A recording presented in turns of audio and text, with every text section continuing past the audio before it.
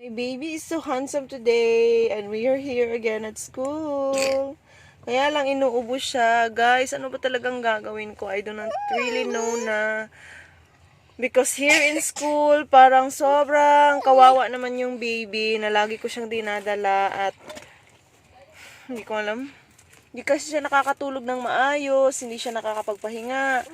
Kasi maingay, tsaka dala-dala ko siya lagi kapag nagtuturo ako sa per subject.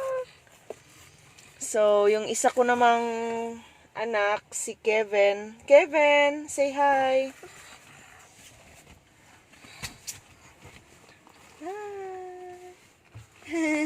Kasi kasama ko din siya sa school kasi wala nang nagbabantay sa kanya since si nanay namin, kailangan niyang alagaan yung asawa niya, si tatay, dahil hindi na nakakatayo. Ang problema niya guys, hindi siya nakakapaglabas ng kanyang dumi. Before, 15 days. Ngayon, hindi ko na alam pero talagang nahihirapan siya doon. At meron siyang dinadamdam sa kanyang baywang. Masakit daw yung kanyang baywang. So, ngayon, parang nagbabattle ako between mag-leave ba ako, mag-resign ba ako, ano bang gagawin ko? Kasi talagang napakahirap ng isang guro na may daladalang mga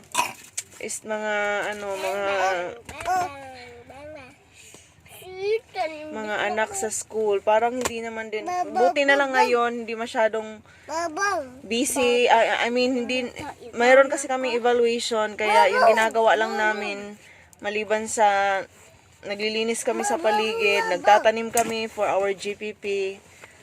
So, sa tanghali naman, or kapag mainit na masyado, yun, may klase.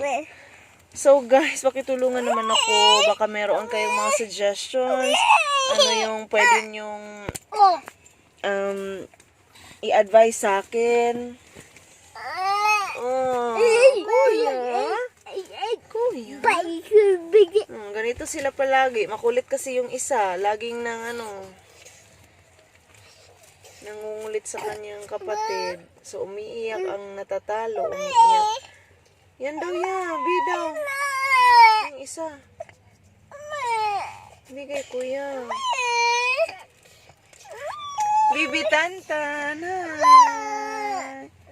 Say hi. Ayan. May kunin, baby. Give kuya, bi. Give kuya. Baro lang. Baro kuya. Baro kuya. Hindi na kayo mag-watch tayo mamaya. Hindi. No, my fire. Sige na. Wawa naman si Ethan. Sige na.